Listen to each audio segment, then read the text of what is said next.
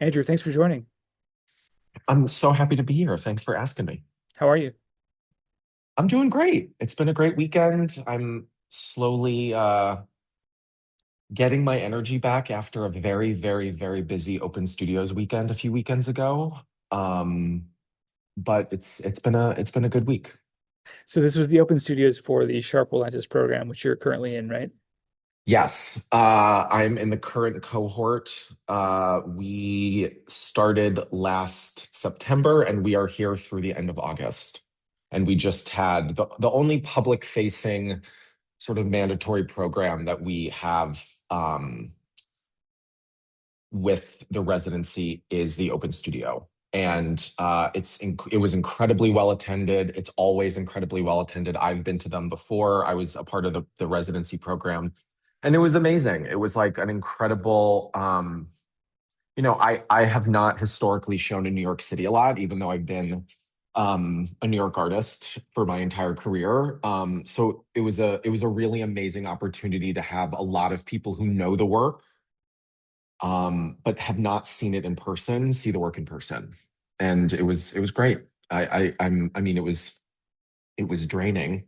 Um, being in this space that is normally just mine and a workspace, it was a pretty crazy spin to be so public facing for 3 days and talking about my work, but it was great. I'm super grateful. I'm super grateful for Open Studios, but unbelievably grateful for the time at the residency.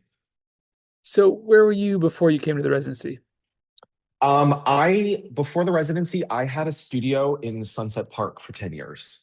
And for various reasons, I got rid of that studio when I got news that I got sharp. So I left that building last July, and I will figure out the next space probably this July, probably a month ahead of time. We'll start figuring out where we're gonna land afterwards.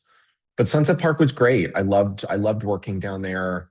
I had friends that had studios not in my building, but I had friends around in the block in the area, and it was an amazing place to work for 10 years. I really liked it. Where were you in Sunset Park? My studio building was on 44th Street between 2nd and 3rd. So I was there for 10 years, but before that I was in a studio in Industry City for 3 years. Yeah. It's a great area. You have a lot of amenities within. I'm across the street actually from Industry City on Oh, 37th Street. nice. Nice. Yeah, I mean it's not like the Industry City is like it's great to have. I also like that Industry City has sort of stayed just there. Sunset Park in a lot of ways. I moved to New York. I mean, I'm from Long Island, but I moved to New York for grad school in 2010. So I've seen, in the last 16 years, a lot of changes in the various neighborhoods that I've lived in. And Sunset Park, in a lot of ways, has stayed like kind of the most consistent out of where I've lived and worked. There's something really like lovely and not cool. I'm using air quotes. Like there's nothing like specifically trendy or aggressively manufactured or contrived about Sunset Park other than Industry City. But Industry City is actually, it was great to have down there and bring collectors to and go to lunch. And it was great. It was a great amenity to have. It's good that it has stayed contained Yeah, for the most absolutely. part. I don't know if you know Corey Ryman Space, Art Hmm. Cake. Yep. There's a couple things down here. There's Yeah, some things that, absolutely. yeah. There was a show a couple months ago with Al Held, Frank Stella, Elizabeth Murray, and a couple other just heavy hitters. And I was just like, whoa, it's amazing. There's not too many places in the world where you can go see a show like that on the way to Costco. You know what I I mean? know. I had no idea. I mean, that's amazing. Yeah, I love finding, these weird pockets of like unbelievable art in New York City that you can still find. I know. Yeah, treasures everywhere you go. I think the thing about being here is just the energy. It's amazing, and it's great doing things like we met at the Sharp Atlantis Open Yep. Studios. Fortunately, I went on Friday while everybody was still fresh. Yeah, I know. When I was coming in today, I was trying to remember what day we met. I knew it wasn't Sunday, but I couldn't remember if it was Friday or Saturday, but everything really just it was a 3-day blur. of great small but all great conversations. Now that it's a couple weeks in the past and you're kind Mhm. of ruminating, are you thinking about some of those visits? Yeah, I am. I mean, so for people that aren't aware of what the sharp of like how the what the Sharp Relentless residency is like, the program gives free of charge studios for 1 year to 17 artists. So it's been me and 16 other artists. And we have become, and I think this is pretty common across all the cohorts, but I've been told by a few people that we specifically we are just very close. We really rely on each other, and there's this just I don't want to use the word pure, but there's like an untainted quality to the way that we're all interacting because none of us are making any work that is and some any that has any similarity to anybody else. So we rely on each other a lot, and after Open Studios, we have relied on each other quite a bit because we all walked into the building the Monday or Tuesday after Open Studios, and we were just sort of like vacant because we had been talking for 3 days. But I think we all agreed that an event like Open Studios is this is the first one I've done since grad school. So I had been thinking a lot about like what I was feeling that was similar to how I felt when before one of these events in grad school when I was 24 and how I felt completely different at 38 after being, in the art world for over a decade. But what I found with all of the conversations was that something that I found really gratifying is um, everyone that was in the studio that took the time to be in the studio, because obviously, some people walk in and they do a loop and they walk out and that's it. But the people that took the time to be in the studio for a few minutes, they got up close to the work. And if they didn't realize that all of the work was handmade, once there was a realization, they really stayed with the work longer. And then that began a conversation about like, well, what's important about the handmade in my work, in work in general, when the speed of images that we're confronted with and absorb every day, it's so fast. Like the speed is just unbelievable. And one thing that I found was consistent was that once people realized that the work was handmade, even though a lot of my work is meant to beguile and make you think is sort of machine made, people want to stay with work that's more handmade. People like when people realize that something is done by hand and it's crafted by an artist, um, there's a connection that happens, and it happened with countless people over the weekend, and that was consistent over the weekend. Was once people realized the work was all done by hand, they wanted to talk about why. They wanted to talk about labor and their relationship to labor, and it was pretty profound. I mean, it's like I've been to I've been to all of my openings. Those are 2 hours, 3 hours, and it's quite a trip to like watch people look at your work for days. And it's not like it wasn't like hard. It didn't make me anxious. It was just like it was overwhelming. It was just like I felt like very vulnerable all weekend. Um Pleasantly so. People were incredibly nice, and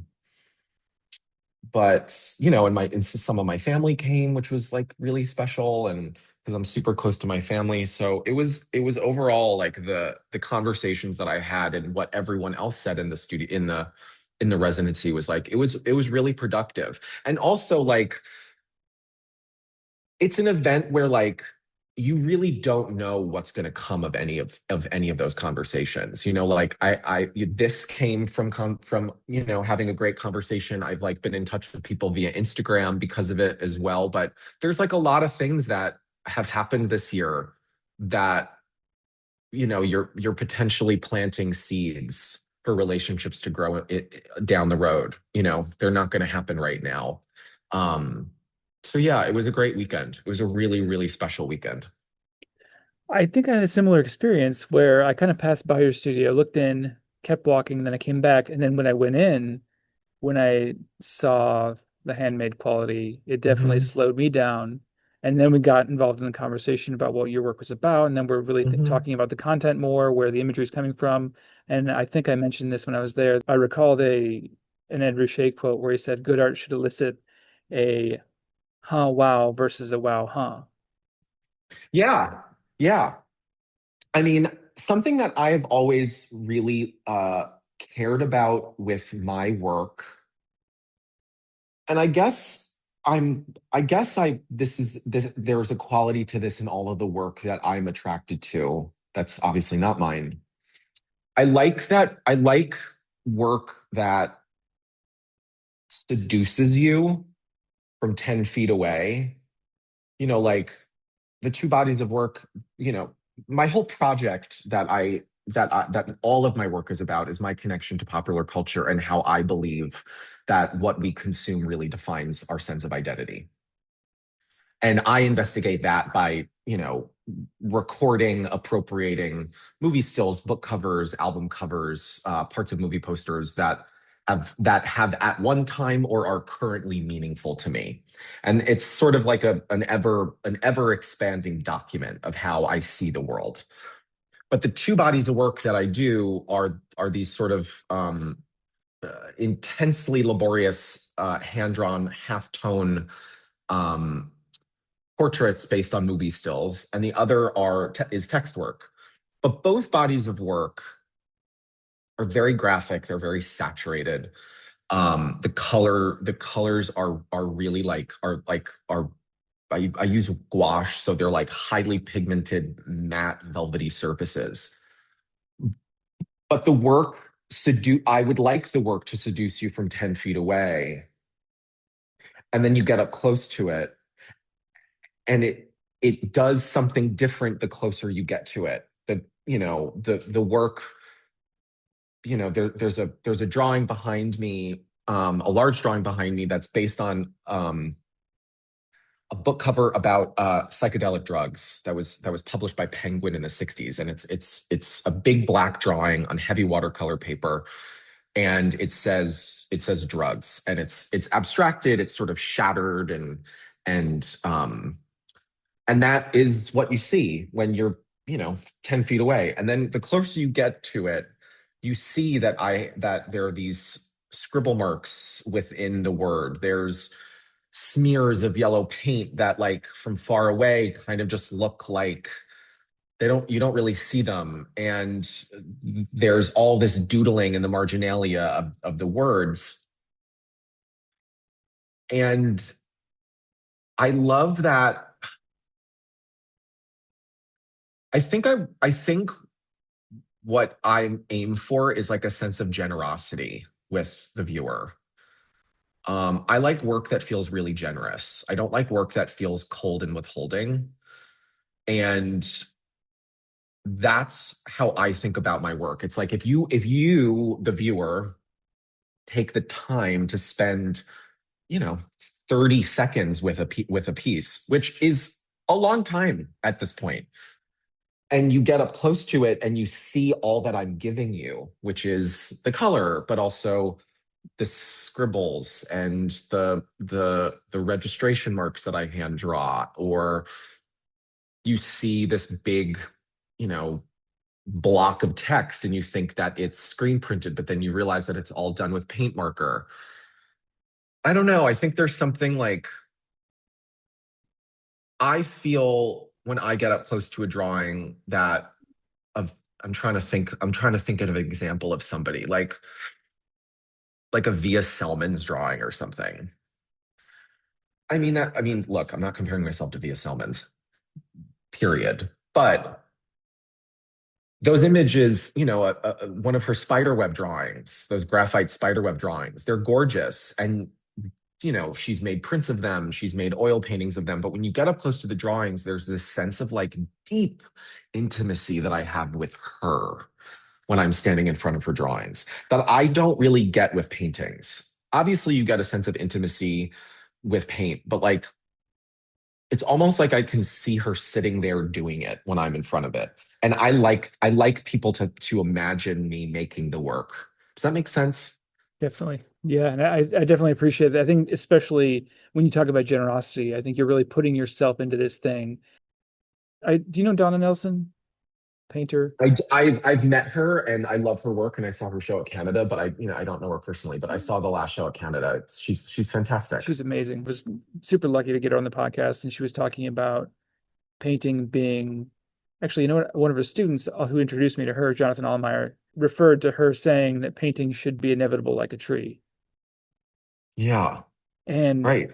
there's a generosity, but it doesn't feel forced. I really like that when I get up close to your work, I get that sense. I have been talking a lot recently about because the way that my work is structured, my studio days are structured in that I usually have a couple of the text drawings going on, and the text drawings are like they're on heavy watercolor paper, they're small to medium size, and the way that they happen is that there's many layers of thin layers of paint that sort of that have to accumulate, and then I either put a vinyl stencil down of text and paint over that, or I hand draw text. So the drawings take a few days, but the actual like labor in them is kind of like in 5 minute increments because I have to do these layers of paint and then they dry and and in between while I'm waiting for those drawings to dry, I usually work on one of the halftone drawings because the halftone drawings, the portraiture based on the movie stills, those take like a month, and those are really like just me executing.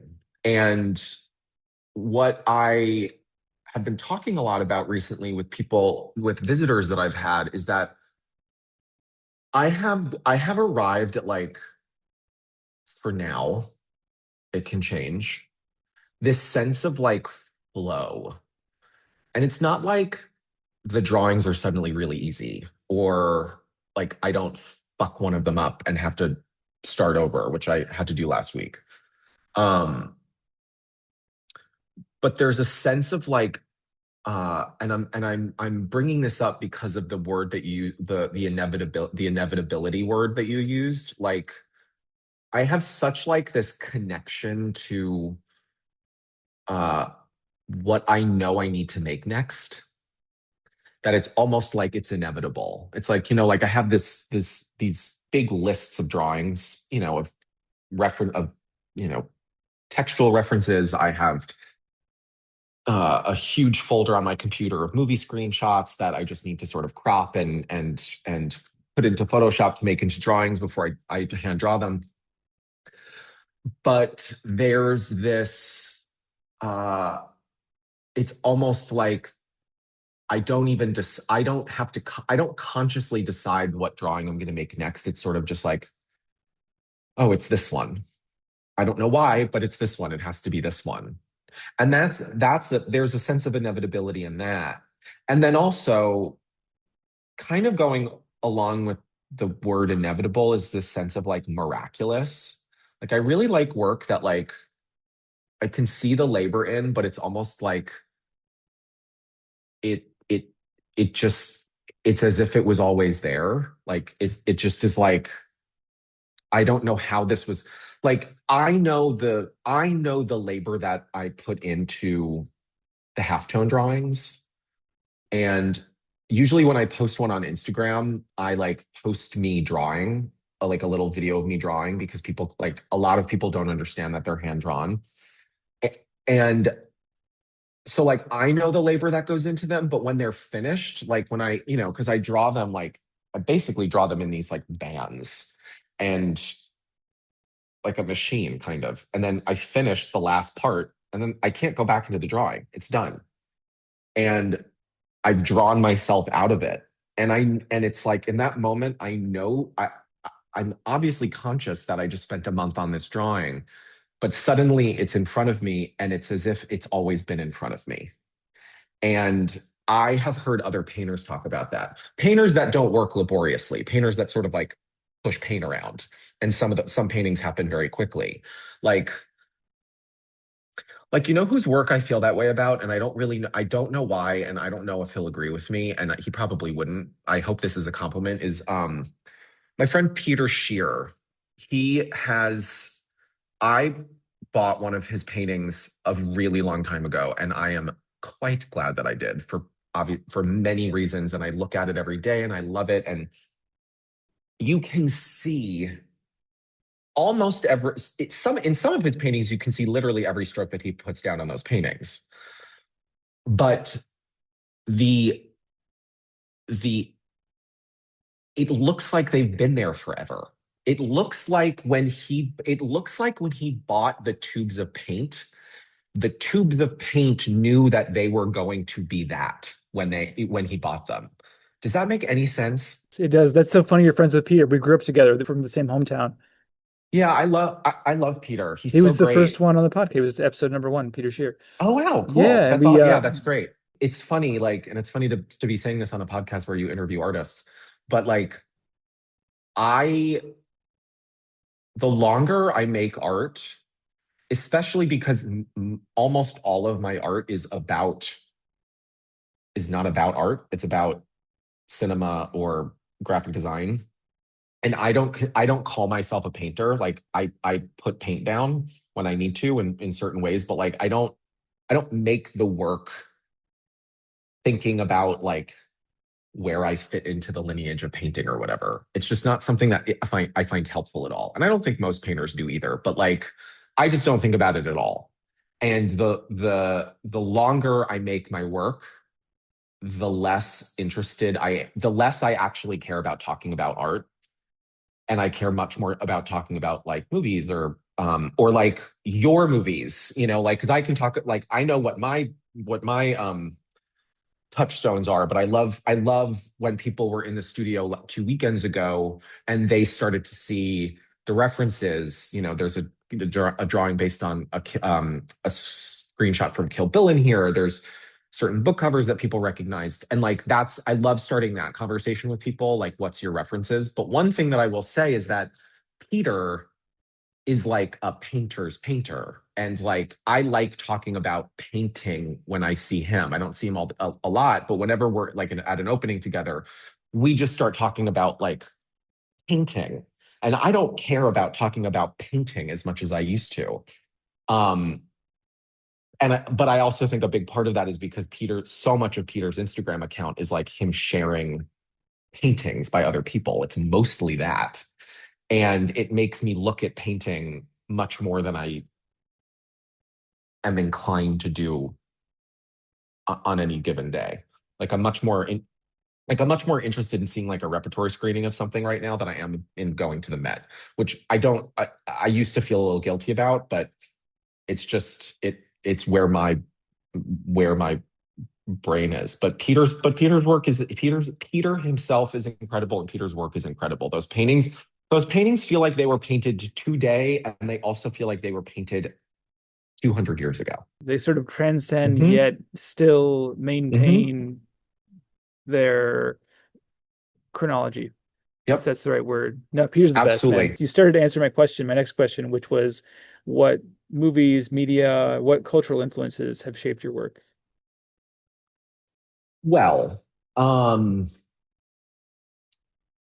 I one thing that I like asking people, like if I'm going on a first date with a guy or I'm meeting new friends, is like, what's your favorite movie? Because everybody's favorite movie is usually not and I'm using air quotes, great movie. Like my favorite movie is Scream, 1996, Wes Craven. Drew Barrymore gets killed in the first 11 minutes of it. The rest of it stars Nev Campbell, Skeet Ulrich, Rose McGowan. It has spawned six sequels, some of which are okay, some of which are really terrible. But that movie, I saw it exactly when I should have seen it. It hit me like a lightning bolt when I was 10, scared the shit out of me, and it cracked me wide open. And I was 10, it was 1996. I actually know it came out in 1996, but I didn't see it until the next year because I was 10 and I was terrified of horror movies and I wasn't going to get into an R-rated horror movie anyway. So I watched it with my sister at I have an older sister named Emily who I worshiped as a kid and I still worship. She's like my best friend. But I always wanted to like be invited to like watch the movies on her sleepovers. And sometimes I was just invited and sometimes I wasn't, but we watched Scream. And this was when I was in sixth grade. It was my parents had just split up, which was super hard. Uh, I I just entered middle school. It was a really big middle school. I was also like very much beginning to understand that I was gay, and it really scared the shit out of me. And watching that movie gave all of this like amorphous, amoebic terror that I was feeling walking around my life, feeling feelings in like a depth and intensity and frequency that I'd never felt before. Fear, anxiety, depression, like all of these things that like my little 11-year-old body couldn't hold. That movie gave it I could put all of my feelings into that movie. Like like I was terrified, but I was terrified by this thing on the screen that wasn't going to hurt me. And it was also exhilarating to be terrified that much. So I watched that movie and then religiously I would Friday night I would go to Blockbuster on Friday nights with my mom. She would go get pizza, in the strip mall on Long Island. She would get pizza. I would be left in Blockbuster and I started to like, wasn't thinking about it at the time, but I was amassing this, this sort of voracious cinematic education for myself. So, in the first scene of Scream, Drew Barrymore is on the phone with who ends up being the killer, and he's asking her about horror movies. She mentions Halloween and A Nightmare on Elm Street. So I rented Halloween and I rented A Nightmare on Elm Street. And then because I really liked Halloween, I watched John Carpenter's other films, The Thing, Escape from New York, um, and and then I got into hit. I wanted to watch all the big horror movies, so I watched Exorcist and Psycho, and then because I liked Psycho, then I became a huge Hitchcock fan, and then one of Hitchcock's movies was in the Criterion Collection. So then I started seeking out specific movies from the Criterion Collection, and I that's when I first saw Eight and a Half, which was tattooed on my arm, and not all of these movies are ended up becoming my movies, but they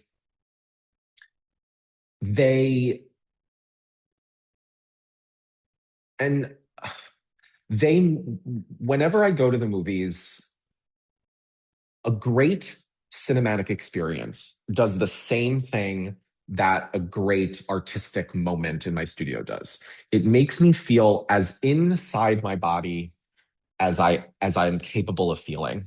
And it also makes me feel completely outside of myself and without form. And like I last year, when I saw One Battle After Another for the first time, there are scenes in that movie that felt like I was watching them and I felt like I could lift a car because I was like so obsessed. I was just blown away by like the cinema of it and the editing and the cinematography. It's a So masterpiece. it's a masterpiece. And like I sound like a film bro saying that, but I'm sorry. It cracked me into a million pieces. I saw that movie four times in the theater, and and yeah, I mean, so the pieces of culture that were, oh, and that, so then because I became interested in Hitchcock, several of Hitch, or maybe it's only one. I actually think it's only one. This is actually not by far from my favorite Hitchcock movie, though I know it's quote unquote his best movie. The movie poster for Vertigo is designed by Saul Bass. Saul Bass was, and he designed the opening credits for Vertigo. He designed the opening credits for Psycho. He designed the opening credits for The Birds. He was an incredibly important graphic designer and logo designer. And he sort of became one of my first favorite artists because if you know a Saul Bass movie poster, if you know one, you can spot them from a mile away. He has that specific artistic sensibility. So like a lot of my favorite, and then like Drew Struzan was a really, he actually just passed away. He was an incredibly important movie poster illustrator. He illustrated all of the Raiders of the Indiana Jones posters. He illustrated the original The Thing poster. He illustrated the Goonies poster, Hook, like just sort of an ungodly level of talent as an illustrator. And that's not like my sensibility, but like because I was such a kid that was obsessed with movies, all of the ephemera and the marginalia around the movie, I also became really interested in. And like, I remember, I remember I went to go see Twister with my dad, summer of 1996. Helen Hunt, Bill Paxton. It's like a completely mediocre, but just what you want, 90s natural disaster movie. And I remember going home, and I did this with a bunch of movies, but I remember it with Twister specifically. So, like back in the 90s, like when you wanted to go see a movie, you like, open the paper, looked at the movie times, and like around all the movie times were black and white, black and white reproductions of movie posters. And I remember I came home from Twister and I just took a piece of printer paper and I just started copying the poster, and like the typography of the title design is like it's like kind of jagged and scary. And I remember trying to get the R right and the W right, and I ended up doing that with a lot of movie posters. And it's pretty crazy that I kind of am still doing that, like in a very different way. Like I'm not ad hoc copying movie posters, but um that is still what my work is in many ways. So you might take the font from a certain movie Hmm. poster or Hmm. and then have your own text. Yeah. Yeah. Yeah. I mean, I mean, I'm much more comfortable with appropriation than I used to be. All of my work has always had an appropriation element to it. Like when I was in grad school, I was making these like scruffy little abstract paintings that were like about the studio. Like they were dirty and they just had like a daub of paint on them. And it was like around the time that Raphael Rubenstein came out with the provisional painting essay in Art in America. So like Joe Bradley, Matt Connors, Mary Heilman, like all of these people, I was trying to. But so the images of those paintings had nothing to do with appropriation, but all the titles of those paintings were song lyrics and movie quotes. And then I think for a long time because I went to grad school right out of undergrad, and then I was lucky enough to start showing with my longtime dealer Sarah Gavlak, who has a space in Palm Beach, Florida. She used to have a space in LA. I started showing with her right after grad school. I was I was really self conscious about like being an artist whose work was primarily about appropriation, because I was young and I kind of was like, well, maybe I don't have any ideas if all I'm doing is taking. And then as I've gotten older and I'm much more educated in like the shadow of the lineage of people that I'm making work in the shadow of. Like I much more identify with the picture generation than I do with like any other group of artists, because images were raw material for them, like paint. And I consider like the way that I put paint down and or lay colored pencil down, that is as important, like that is as important to me as like the curation of my images. So like I'm actually, there are times that I'm using like the typography from a movie poster, but using my own text. I used to do that a lot more. Now I'm kind of just like behind me, like there is a drawing that says cruising, and cruising is a William Friedkin movie from 1981 that takes place in like the BDSM gay leather sex scene of New York, and that's the title of the movie. And the drawing is like about my connection to that movie. It's also about the fact that that movie came out, like it was being filmed before the AIDS crisis began, but it came out like literally right after. It was like that movie was excoriated in the public imagination when it came out, and it's really been reclaimed. But that drawing is about me as a 38-year-old trying to connect to a time for my community that I truly, I mean, I have many friends that went through that epidemic, but I still can't imagine what it felt like to walk around New York City as a gay person in the 80s. So I mean, the appropriation of that specific text is important. I wouldn't probably 5 or 6 years ago, I would try and make the text something different to try and make it more my own. But it is my own because I'm making it my own. Does that make sense? It's It like does. the appropriation. I've gotten much more comfortable with just remaking things that are important to me for a personal conceptual reason. Um, Now, you know, is that the case for most of the text? I'm seeing a lot of images behind you that say there's Virgin, Dark Fires, Trash, mhm, Blue, Violent Years. Does the font generally match up with the reference? yeah, most of them are, and like this is something that like I think that I have realized over this year, being in such close proximity to other artists. I'm very transparent about where my work comes from. I offer like naturally, I kind of sometimes feel like I have to rein it in. I like naturally tell people like exactly where my work is from and the biographical components to it. And like this drawing is about this thing that happened to me at this time. And I don't need people to know that. I just think it makes people understand like why the work exists and like why it needs to be in the world. But um all of the text drawings that you see are actually like with so Virgin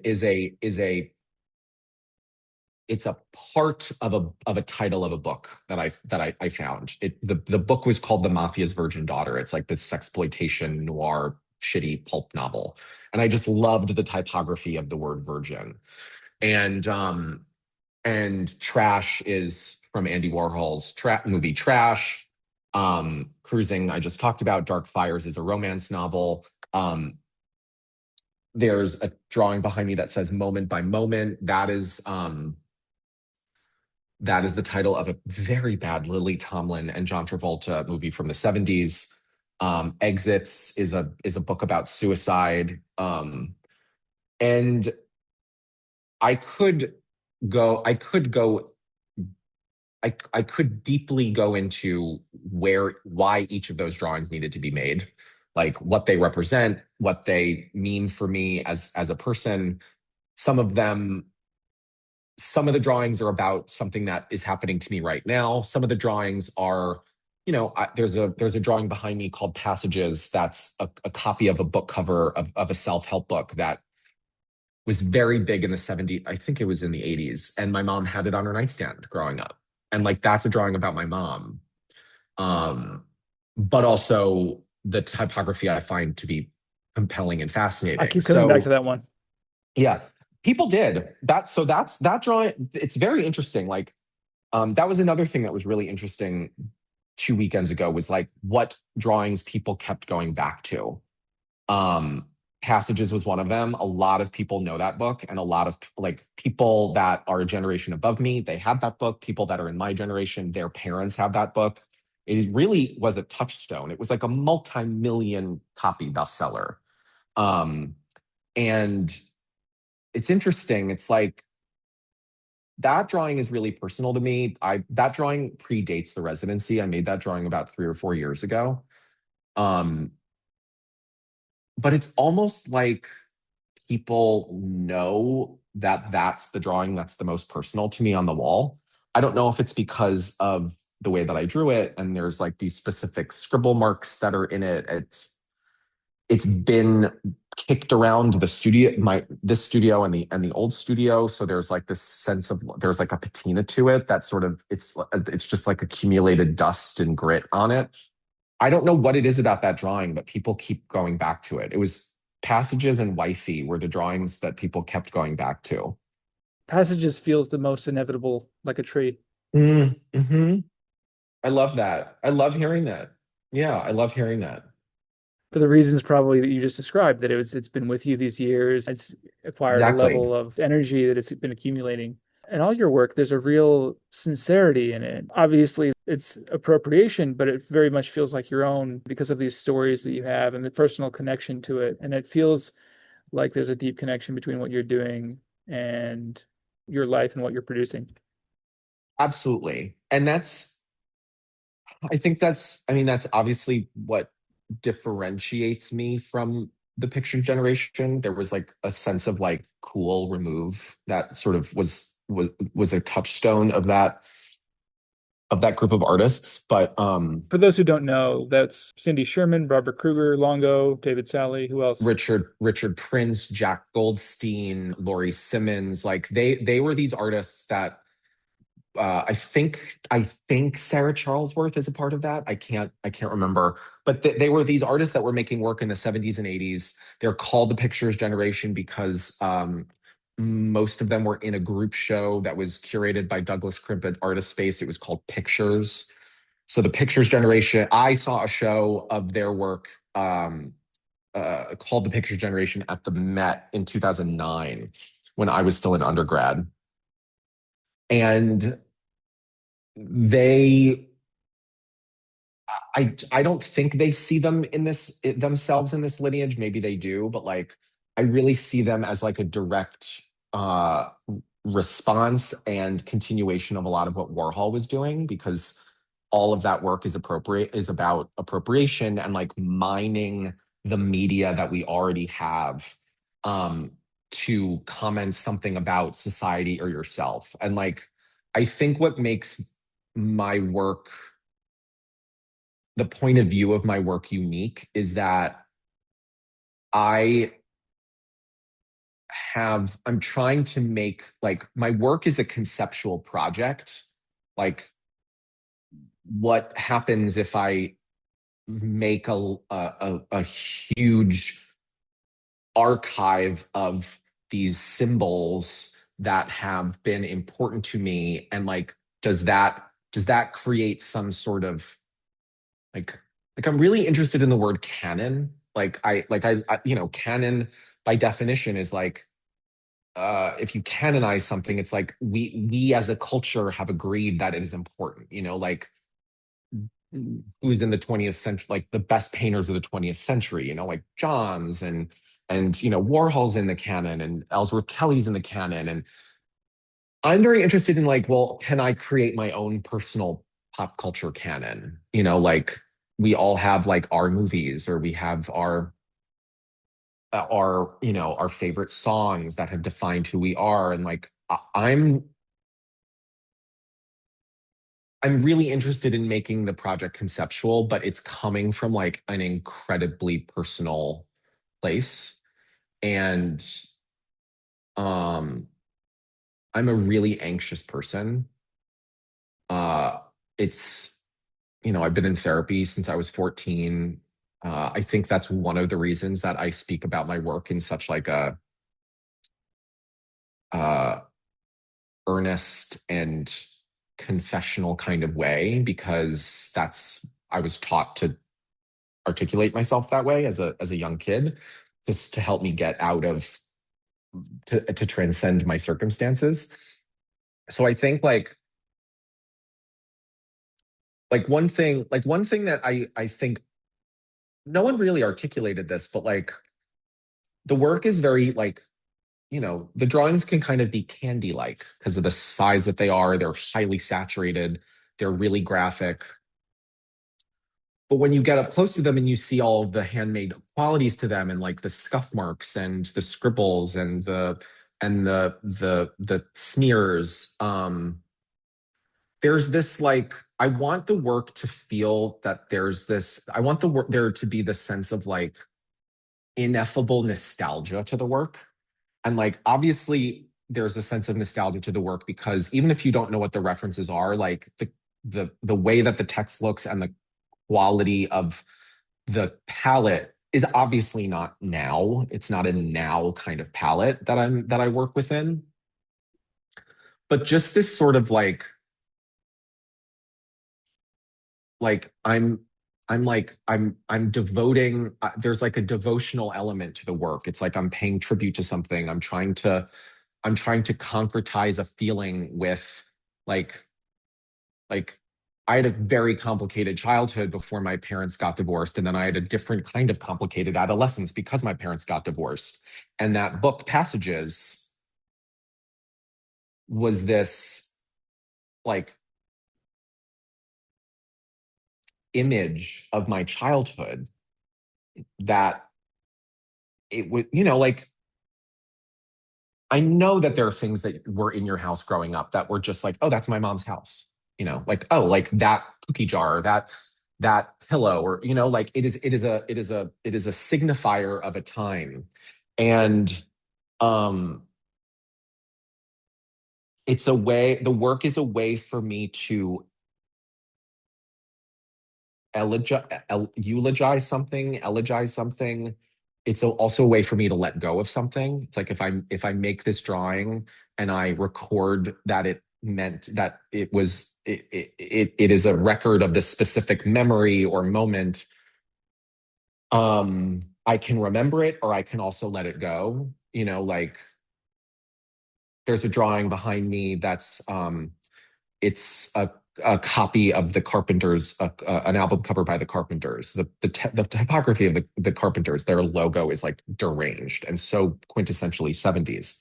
But like I listened to that song maybe 6 months ago. It came on my Spotify, Rainy Days and Mondays, and I know exactly what I was going through. Exactly. And I'm not going to talk about it, but like it was like a personal sort of heartbreak thing.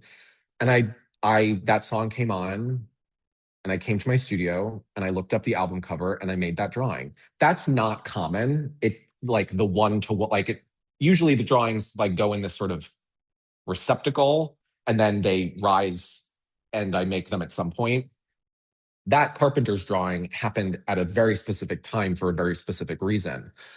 That that is the impetus for the drawing existing, but it does not matter to me that people know that. But I think because that's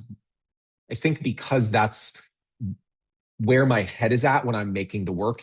I'm hopefully infusing the work with a little bit of like there's like this poppiness to the work that is also pitted up against the sense of like sadness or melancholy. They're like little portals. Totally, totally. They're like I had somebody in the studio in September that used that word, but also used the word like transmission. Like they're transmitting something or they're encoding something. I mean, I really think about codes when I'm thinking about my self-portrait work because it's all dots. And what is, it's a code in a way. So yeah, I mean, the work is like very personal, and that's probably one of the reasons why it was exhausting to watch people look at it for 3 days. You know? Yeah, certainly. Because I mean, you mentioned being vulnerable earlier, and I think that Hmm. really it can take it out of you. It's important to be vulnerable, and I think anybody who's making art is and putting it out there is automatically vulnerable. And if you're doing something that involves your hand or involves something that you're deeply connected with on a personal level, then you're even more vulnerable. So there are like layers of vulnerability there, which I think is really important and it's honest. I really get a sense in your work that it is a reflection, a deep reflection of the culture, and it's very specific. You already talked about how it's specific. Hmm. Another thing Donna Nelson said that stuck with me, she was talking about certain kinds of painting being energized by specificity. Specificity, the way that it is related to the evolution of my work is that like I mean, I don't know. I think everybody, if they're in grad school and they're making work when they're 20, they're making work about like how sad they are and like a boy that broke their hearts or the work is very personal and very tormented and or at least it was when I was in college, in undergrad. Where'd you go to And undergrad? that I went to SUNY New Paltz, just in the Hudson Valley, right across from Vassar, and then I got my MFA at SVA. Um, that is a kind of specificity that is very like maudlin and juvenile, and you need to make work like that when you're that age. And um, and then when I got to grad school, by the time I finished undergrad, and like I said, like I went right from undergrad into grad school, which I would not recommend to anybody, but it's just what happened for me. When I was finishing undergrad, I was making these paintings that were kind of like a mashup of like Ed Ruscha, Cy Twombly, and Jenny Saville. And that like they were figurative paintings, but they had scribbles on them and text, and they looked how you probably think how they looked. And whatever. I'm glad that I made them because you know, it got me to where I am now. But I was making that work when I entered grad school. And I remember one of the first crits I had, it was not a good crit. And I had made a drawing of labor intensive of like the last two paragraphs of The Great Gatsby. And all around the text was like these little notes to myself about like guys that I had slept with the first few months that I lived in New York, or admonishments of things that I had done wrong, or retracing the steps in my parents' house. It was just like it was a lot. But at the same time, it was also nothing. It was like I remember the one of my classmates said to me, "No one cares about any of this." And like, first of all, like easy, but like it's true. It was too specific. So then, for the rest of the time that I was in grad school, I ended up making these very scruffy little abstract paintings that I really liked, and I still have a great affection for. But they have no resemblance to my work now, none. Maybe with the exception of the little doodles that I do on my work. But what I think time and you know making more work and just living more life and being less self-conscious about my ideas, the the I feel like I have arrived at for me, a very settled place in terms of balancing. The references are unbelievably specific, razor sharp specific. Like there have not been many times, but there have been times that collectors have reached out to my gallery and asked me to do text-based commissions, and I never do text-based commissions because the text is like my most personal work. The receptacle of references is for me and of me. So like the references are incredibly specific, and the reasons that the work is in the world are specific, but they live in this sense of cultural, not ubiquity, but like they're in the firmament already. And um I mean, I never really until the Whitney retrospective, I never really like saw myself aligned with Warhol. But then I saw the retrospective and I saw how personal so much of that work was, and it really made me understand like he's not making a portrait, he's not making those death and disaster paintings just because that's, like there's a very personal place. Like when he was making the Catholicism paintings toward the ends of his life, he was a Catholic, and I grew up Catholic. And a lot of this work is about me being growing up Catholic. A lot of the labor in the work is about my sense of like punitive Judeo-Christian work ethic.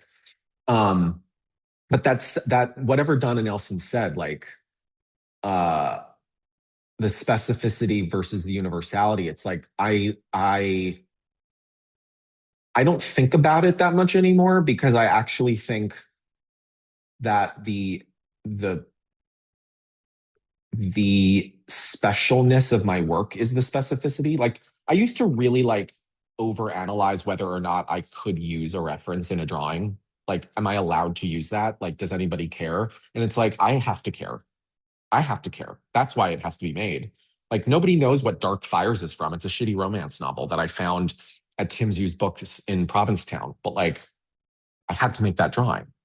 So there's like, but like, people don't know that that's a book cover, but like the image of the word Dark Fires, that conjures something. That's sort of like an archetypal gesture. I don't know. I mean, I really should go back and listen to that Donna Nelson interview because she sounds like she has such wise words. She just blows my mind. She's almost 80. She's not teaching anymore, but she's been teaching for decades. And I Mhm. think she got really good at thinking about concepts in visual art, which is very difficult because if you could write it, if you could articulate it with words, you wouldn't need to do it on a certain level. It does help, I think, to articulate it and to use language.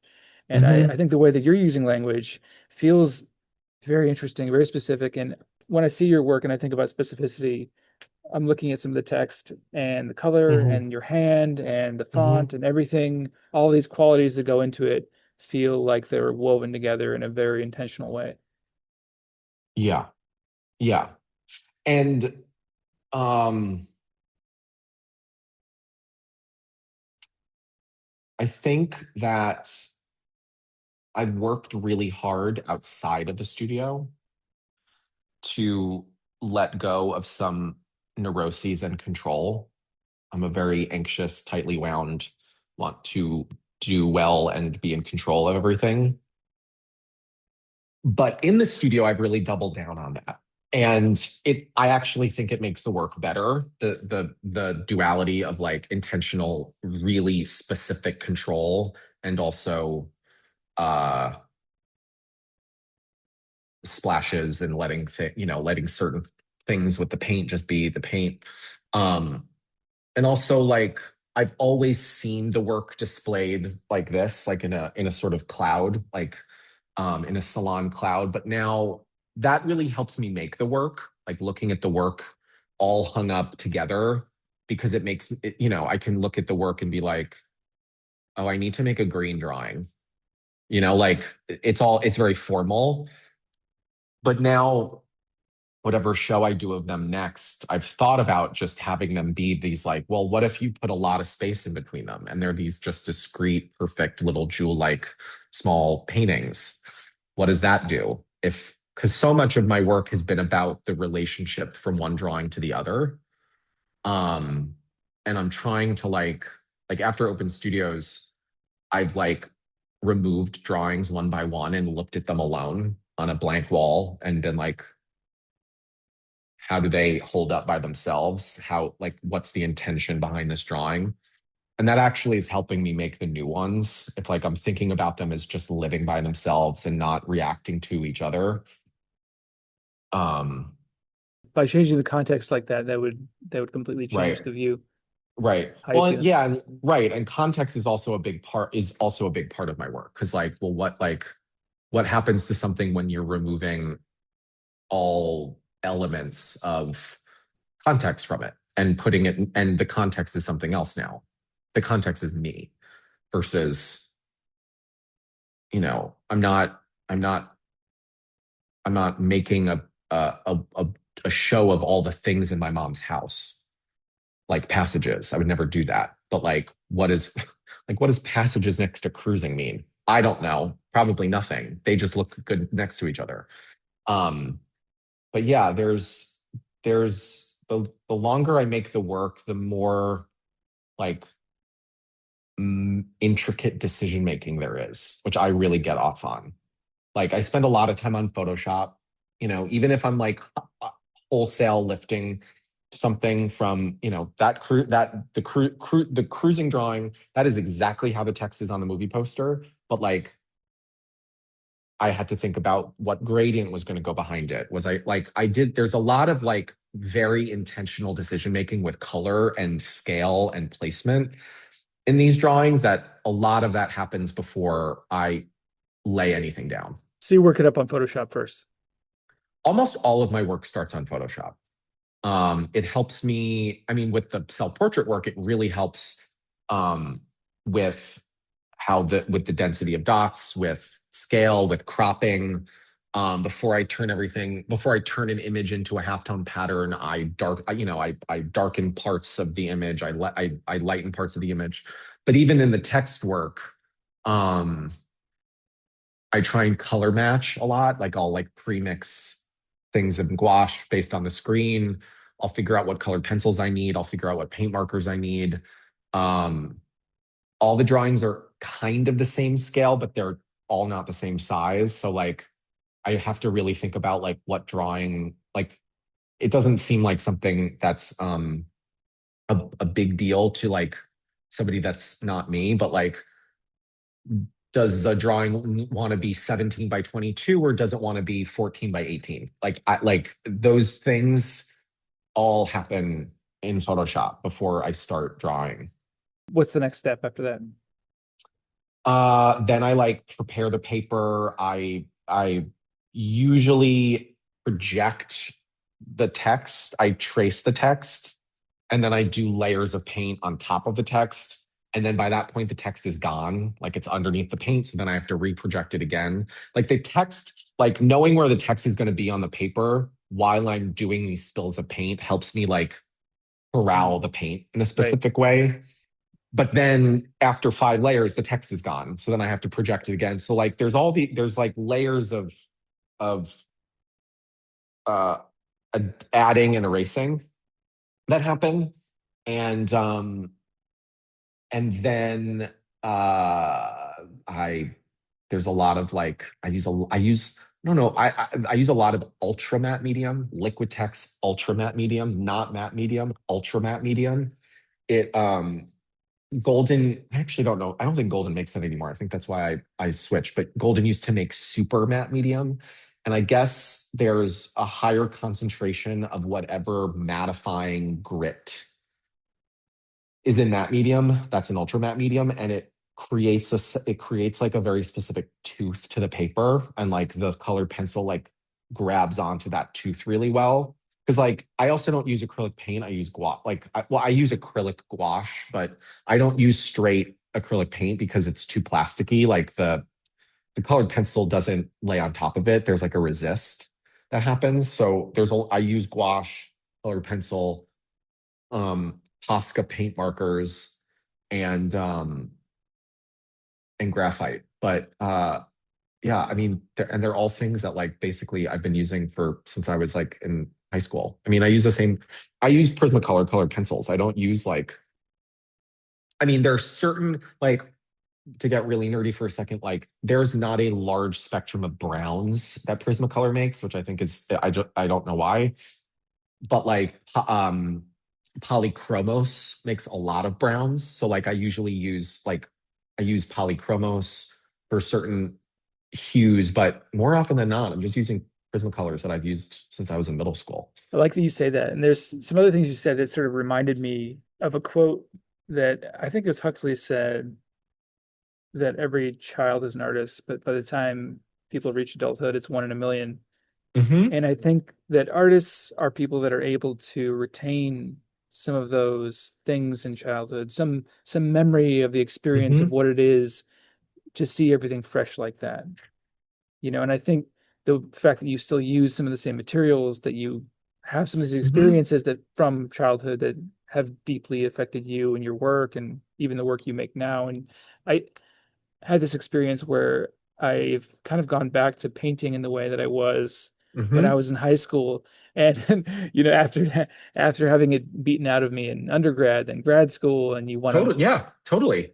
I feel a lot of the same way. I mean, I remember um, it was like very well known that Jerry Saltz came to our open studios at SVA when I was there. It was like he always came. He used to teach at SVA. He didn't teach anymore, but he always came and he would like come in. He would say something, and then and we as young artists we were like, oh my god, what's Jerry Saltz going to say to us in our studio? And he said something to me like, "You're going to do great," something which I hung on obviously. But he said something like, when you leave here, you're going to start doing what you were doing before you got here again. And man, is that true. It took a few years, but like my work is as tight and about text and graphic design and my love of culture and movies and all that. And I was making work like that in high school. I know we could just skip all the Oh student my God, I loans and know. the pain and Yeah. you just go Yeah. right into it, right? That is a conversation that I don't think is very interesting for a podcast, but I mean, I'm incredibly grateful that I went to, and I got my MFA. I was too scared to move to New York without doing it. I met I had amazing professors there. I ended up working for one of them afterwards. My professor then she turned into my boss, Marilyn Minter. Marilyn was incredibly important and formative for me. And she was my guardian angel. And she introduced me to a lot of people. And she believed in me so much. Um, I have a career because of her, 100%. So, like, I'm grateful that I got my MFA. But, like, between you and me, like, I remember things that she said. And I have friends from my MFA, but I'm glad that there is less of a like there's less of a reverence and like an obligation to get one now than there was when I was. And I think a lot of that has to do with, and I sound ancient for saying this, I think a lot of that has to do with Instagram. I think it's true. The culture's changed. I'm really glad that I didn't have Instagram in grad school because I was a hungry, anxious, how do I make a career happen artist. I still beat back those feelings all the time, and I know Instagram would have like deepened those anxieties for me. So I'm glad I didn't have it in grad school. But it is definitely like the exposure that people get is completely different than it was when I was in grad school. Completely. Yeah, I agree. I agree with that completely. And I went to grad school around the same time. I went in 2010 and got out in 2013. Yeah. So it would have been just before Instagram. Yeah. And I think that was healthy. It's like growing up before cell phones. Probably a good thing. Yeah, I mean, I don't know how old you are, but I'm 38, and I are my sort of 5 year me my age and 5 years ahead of me. We like all remember like getting computers in our Yeah. like it like and what the internet was like, and uh and and also like that is I think why I absorbed the kind of culture that I absorbed in the way that I absorbed it is because I was watching movies all the time. I wasn't like And book on my phone watch covers, right. I wasn't reading on my books. Yeah. phone. Yes, I wasn't on my phone watching movies. I was watching movies and I was reading books I think there's an analog and quality to your work that yes. I think Yeah. people are interested and hungry for that because we've lost some of that. We've lost the Hmm. tactile, the real. We want something real. Yeah, I agree. I agree and I think that's um I have always yeah, I've just always been really devoted to the handmade um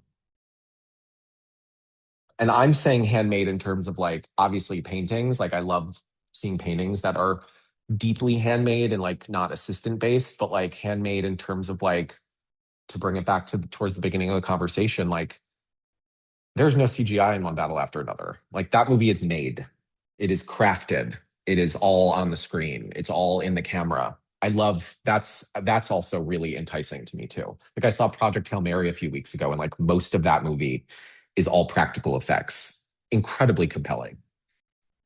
I'm reading the book right now. It's good. It's good. It's The good. movie's It's great. good. It made Yeah. me feel like I was a kid. It was great. Yeah, I enjoy the book. So are you making art full time? I am. I That's am. great. Yeah. What did you do for jobs coming up in New York after grad school? I worked for Marilyn Minter for 2 years after grad school. I was one of her assistants. I think there were about 8 of us when I was there, and we all had gone to SVA, not all at the same time. So I wasn't like working with people that I went to grad school with, but they were all SVA graduates. That's how Marilyn found people. Um, and it was grad school 2.0. It was amazing. It was like I was showing while I was working there. And everyone that was working there was also, like trying to get stuff to happen for themselves. And um, it was really hard to leave. I was kind of fired, but like in a good way. Like like I had just done a show. The show had done well. I had taken time off to finish that show. We were doing my yearly review, and Marilyn sat down and she's like, "So we're done, right? This is good. Like you don't need to be here anymore." And I was like, "What? No, I no." And then she was like, we went through specific money stuff, and she was like, "Just it's time." And She was pushing you out of the nest. I'm so grateful that she did. And it's a really scary, I mean, it is a it it's I this is not to get maudlin or sentimental, but like this is the life that I dreamed of having when I was 17. It does not feel like I thought it would feel when I was 17. It is a lot. I'm deeply grateful for it, and this is what I'm meant to be doing on the planet, but like it is really hard. It's really scary. Being an artist and having your livelihood be dependent on market forces that have nothing to do with you is really scary when it's not going well, when the market isn't going well. It's also really scary when the market is going well. When I started showing and I was doing way, way better financially than I thought I would ever do when I was 27, 28, 29, that was also very scary. And it presented a whole other host of problems that I don't really want to get into, but like, people are buying your work and you want to keep making the work that people are buying. And that can really, I mean, I'm not saying anything that people don't know, but that really like can create a sense of stasis with your work. And I'm really grateful in many ways for the pause that COVID gave, because I just sort of began experimenting and returning to text and returning to paint. Um, but yeah, I've worked for myself for the past 12 and a half years. And it's great. It's great. And it's scary. The hustle's real. You're doing it. You're doing it. It appears so, Dan. It appears so. I greatly appreciate your taking the time to talk today. I'm so glad. This was so great. Thanks for letting me nerd out on movies. That's like all I ever want to do. Is there anything else you'd like to add before we go? No, I'm super, super glad that you invited me. This was great. Thank you so A real much. treat. Thank you, Andrew. Thanks, Dan. Take care. Thanks, you too.